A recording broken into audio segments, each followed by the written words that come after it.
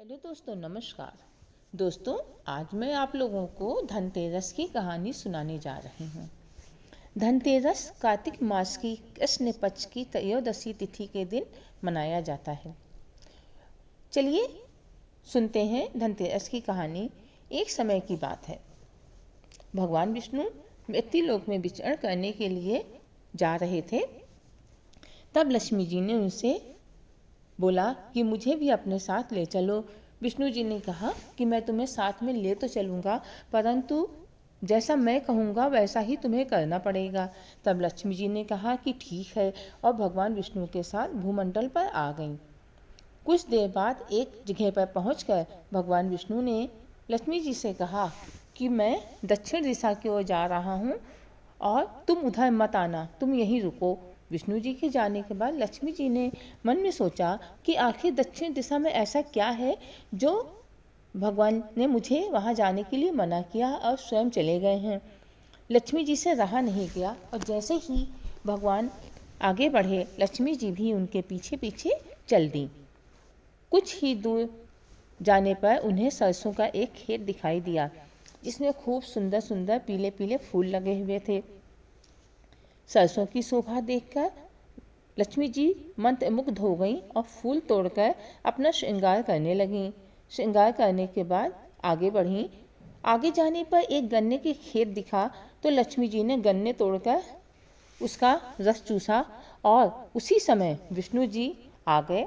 यह देखकर लक्ष्मी जी पर नाराज होकर उन्हें श्राप दे दिया कि मैंने तुम्हें इधर आने को मना किया था, पर तुमने मेरी बात नहीं मानी और तुमने किसान की चोरी करके अपने को अपराधी बना लिया।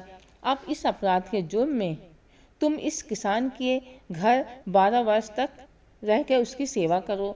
ऐसा कहकर भगवान उन्हें छोड़कर क्षीर सागर वापस चले गए। तब लक्ष्मी जी उस गरीब किसान के घर में रहने लगीं। एक दिन लक्ष्मी जी ने उस किसान की पत्नी से कहा कि तुम स्नान कर पहले मेरी बनाई हुई इस देवी लक्ष्मी का पूजन करो, फिर रसोई बनाना, तब तुम जो मांगोगी मिलेगा। किसान की पत्नी ने ऐसा ही किया। पूजा के प्रभाव और लक्ष्मी की कृपा से किसान का घर दूसरे ही दिन से अन्न, धन, रत्न, स्वर्ण आदि से भर गया। लक्ष्मी ने किसान को धन धान से पूर्ण कर दिया। किसान के 12 वर्ष बड़े आनंद से कट गए। फिर बाद में 12 वर्ष के बाद लक्ष्मी जी जाने को तैयार हुई। विष्णु जी लक्ष्मी जी को लेने आए तो किसान ने उन्हें भेजने से मना कर दिया। तब भगवान ने किसान से कहा कि इन्हें कौन जाने देता है, यह तो चंचला हैं, कहीं नहीं ठहरती, इनको बड़े बड़े नहीं रोक सकते। इनको मेरा श्राप था, इसीलिए 12 वर्ष से तुम्हारी सेवा कर रही थी। तुम्हारी 12 वर्ष सेवा का समय पूरा हो चुका है। किसान हठपूर्वक बोला कि नहीं, अब मैं लक्ष्मी जी को नहीं जाने दूंगा।